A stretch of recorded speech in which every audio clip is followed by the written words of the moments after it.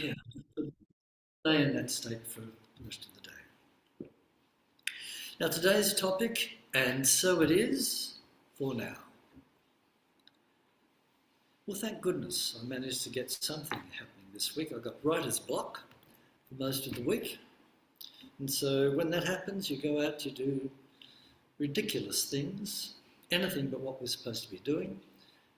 And I came in and I thought, enough is enough. So I had a quiet night. And on Friday, I had all the temptations in the world to do the most magnificent things, but I had to be strong and sit at the desk. And I read an article about how to overcome writer's block. And I think it was Ernest Hemingway that said, if you think you go out into the woods and you hear a beautiful bird singing, and that stirs you into ecstasy and you run home and write, he said, that's rubbish. He said, you have to be there at your desk every day and doing a bit, regardless, in cold blood virtually.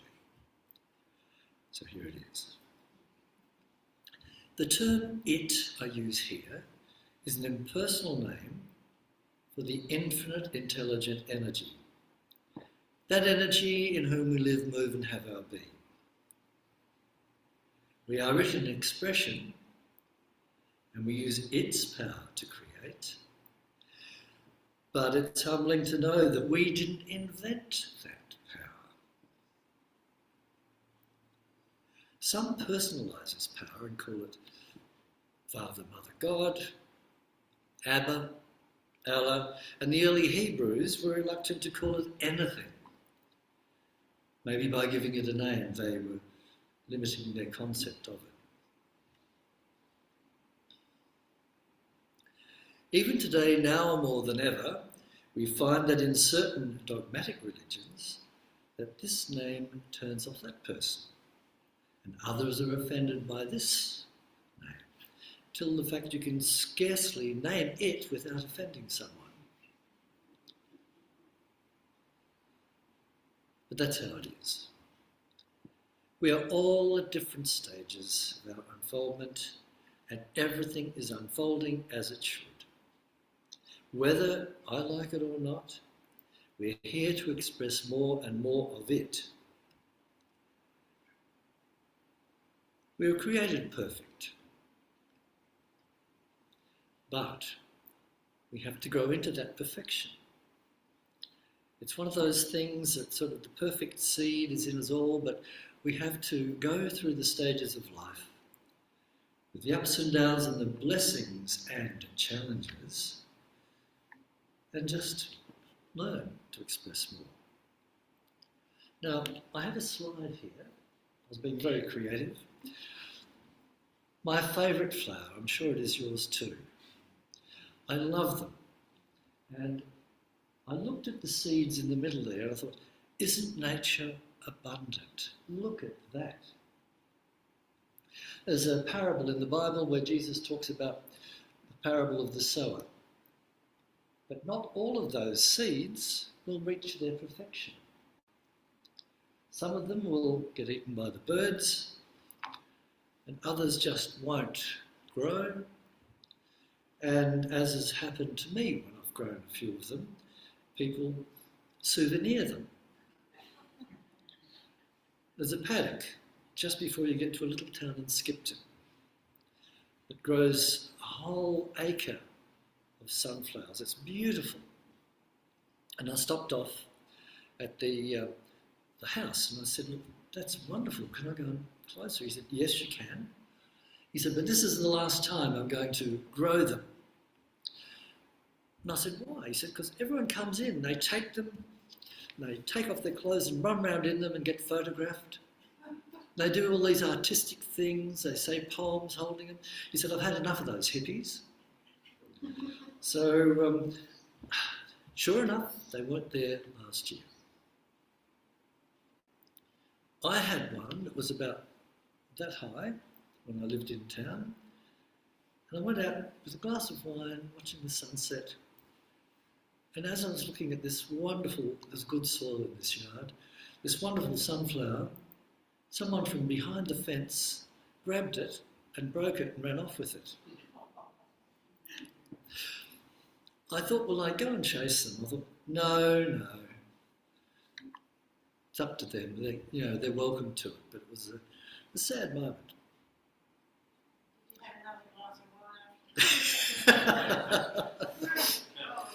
That's for me to know. What did they say? The Zoomers, they said, did I have another glass of wine? We're a rambunctious lot here at Unity. Okay. Now, anyway, this is the sad news. Nothing in the physical realm stands still. Isn't that awful? At the prime of life, this is how we want to stay. And in the hub the other night, 4 of us old boys were there, and I was the youngest, and the others were in their middle 80s, and they were all showing each other their driver's licence. And they all looked 20 years younger, and I showed them mine. I said, God, he said, that looks like your son. I was horrified. But something I didn't realise, after a certain age, we have to get our driver's licence redone. So that's something for the future. But there's wisdom with some of the old people and how they talk about things, because you look in the mirror sometimes and think, yes, I have changed. But then I remember who I used to be. So anyway, we don't notice these changes. They occur gradually, don't they? Now, what a revelation it is if we take time to think about this. Each generation builds on the past and expresses itself anew. New music, fashion, attitudes, and so on. However, most of it is built on what went before it. And if some of you remember, I used a quote from Think and Grow Rich by Napoleon Hill. He talks about the different types of creativity, the synthetic creativity where you build on things that already are, but then there's that creative one where you have that spark, where you actually do something original. We all know that music changes. I can't stand some of the stuff I hear. And what I watched at Glastonbury, I don't know if you know that, that's a festival. Well, I'm sure they're having a good time, but it wasn't my cup of tea. But there again, I was to one of those places, those festivals we had here in Melbourne. And I was just the same as those kids there. I loved it. We had Billy Thorpe and the Aztecs. And we had a few other people like that. And it was one of the first times that I've been in a group setting out in the middle of nowhere. And we were in the prime of life. It was wonderful. Well, this is what's happening now, but I've moved on to a different generation and I understand. Now, it's quite quaint to think how it must have been before the discovery of electricity. Families sitting around by candlelight, reading, knitting over a wood stove. And some of the pianos in the country, you see, they still have what they call sconces, candlestick holders. And I've got one myself that's got the old, they call them sconces. But it must have been hard on the eyesight if you were a musician then with just candlelight at night. But with electricity, that all changed. In our use of electricity today, we have not made a new truth, but we've discovered the use of an eternal truth. I'll explain. The power of electricity that is now brightening our homes and making us comfortable could have illuminated the Garden of Eden had we have known of its presence. Everything we create is already there in the mind of it, waiting for us to expand into our awareness of it. That old expression from Ecclesiastes, the thing that hath been is the thing that shall be. And the thing which is done is that which shall be done, and there is no new thing under the sun. So what our past generations perceived, we may see, and after all these centuries, be able to receive a deeper, broader vision of what is possible for us in all areas of our life, body, mind and spirit. Now this brings with it the blessings and the challenges, especially the ones we're experiencing right now, but here we are, where we're meant to be. Now because of the amazing work in communication, the universal spiritual laws are available everywhere. However, they're presented whether simply or using the persuasive advertising techniques to sell them as a book. These spiritual laws can still remain a secret to those who are not ready for them. And as I mentioned before, everything is evolving as it should on this mystery school of Mother Earth. I look forward to a time when there will be a universal language of spirit, free of any culture or creed. But I believe we are well on the way to this in certain places in the world. It was a giant step for the founders of New Thought around the middle 1800s to bring to light the ancient spiritual laws, free from the restrictions of the interpretations of the established mainstream churches of the past and now. Science and modern communication have been a recent part of this. So, what is science? Excuse me.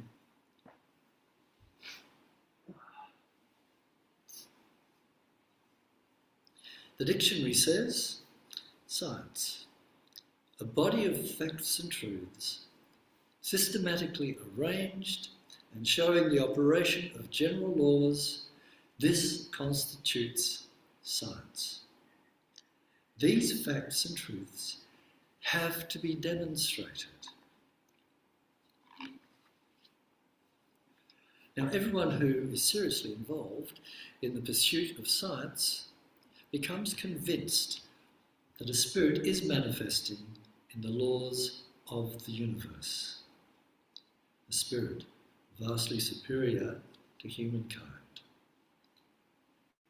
So what the mystics of old called spirit, some science call this energy, spirit. One day we will see the truth of the Hebrew scripture verse, which has been and still is, but we see it from the expanded consciousness, free of the dogma and that darned upbringing of our past. It also falls back on us whether we can demonstrate these laws in our lives and make ours and other lives more comfortable and exciting and full of the joy of life. That part has never changed and never will. Now, unity has 5 principles. This is a perfect start for us on the way, as the Tao Te Ching says it. Now, I've got a slide here. There they are. This is what we conform to here, if we call confirmation. God is absolute good, everywhere present. We have a spark of divinity within us, the Christ Spirit within us. Our very essence is of God, and therefore we are also inherently good. We create our experiences by the action of our thinking. Everything in the manifest realm has its beginning in thought. Prayer is creative thinking that heightens the connection with God-mind, and therefore brings forth wisdom, healing, prosperity in every good thing. And here's what we were talking about before, the tough part. Knowing and understanding the laws of life, also called truth, are not enough. A person must live the truth they know now. That's the bit. Balancing that out with something more scientific, there's a book called Greg Braden called the Divine Matrix, that's right. There is a field of energy that connects all creation. This field plays the role of a container, a bridge and a mirror for the beliefs within us. The field is non-local and holographic.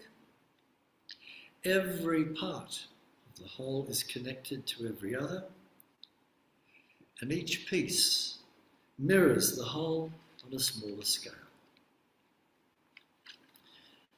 That was a very profound book, and we did that as one of our classes, didn't we, Leslie? A book club. And I got a lot out of that, as few of us did, I believe. Oh, and the fourth one. We communicate with this field through the language of emotion, feeling. I remember someone asking me a question, well, what language does God speak? Well, God feels, because what we feel is what we attract. Words are important too, but feeling, it's vital. So, to sum up, we learn from the mystics and science that the universe is limited, abundant and accommodating. It can be comforting to know that the force, it, is on our side, the side of life expanding into greater good. This can cause unease as we choose to follow our inner guidance along that road less travelled, to the unknown outside our comfort zone. But as another book tells us, feel the fear and do it anyway. And as Sheila said before, some of these titles have it all in the title, so don't go out and get the book. I remember that was a great part of your talk. It's there. Feel the fear and do it anyway. Some author has written a book, and good luck to them for that. A final word from Emmett Fox. What is it? This law is this. There is an unbreakable sequence of cause and effect right throughout the universe. This sequence is never broken, and therefore there is no such thing as favouritism, special providences, hard cases, or anything of that sort. As we sow, we shall reap. A reminder here of the Golden Rule. This is taught in most religions of the world. There it is. I'll put a very creative slide up. So major religions of the world teach the Golden Rule, do unto others as you would have done by. Is that simple? I believe it is. But to get to that stage where we all do that is another story. But that's what we're here for. This is a mystery school. This is a school. This is where we learn all this stuff. So it works at all stages of our lives, and we want to see the laws of spirit bringing what we need for ours and others' greatest good. So finally, that fifth principle again, knowing and understanding the laws of life, also called truth, are not enough. A person must live the truth that they know.